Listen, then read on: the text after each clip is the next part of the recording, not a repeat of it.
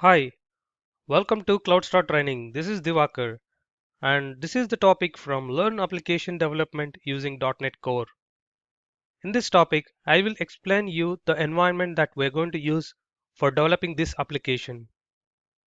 The development environment is Visual Studio Community Edition. This is a free version from Microsoft, and you can download this Visual Studio Community Edition from the link here. You can download the latest version. It should support. Here I am using Visual Studio Community Edition 2017. The good thing about Visual Studio now is it is also cross-platform. It comes with Windows and Mac OS versions. If you are using Mac OS, you can download the suitable version from here, from the link visualstudio.microsoft.com/vs/community edition. Since it is a community edition, it is a free one from Microsoft.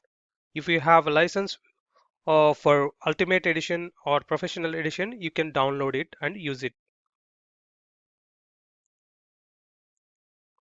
Alternatively, you can also use Visual Studio Code, which can be downloaded from the link code.visualstudio.com/downloads. Visual Studio Code also cross-platform and it is available for Windows, Linux and Mac operating systems.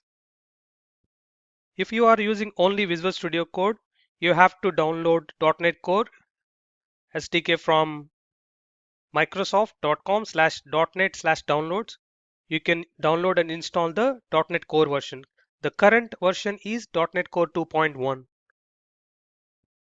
The beauty of .NET Core is it is cross-platform and you can develop websites, services and console applications in any operating system, either Windows, Linux or Mac OS. Here in this image you can see it supports Windows, Linux and Mac OS.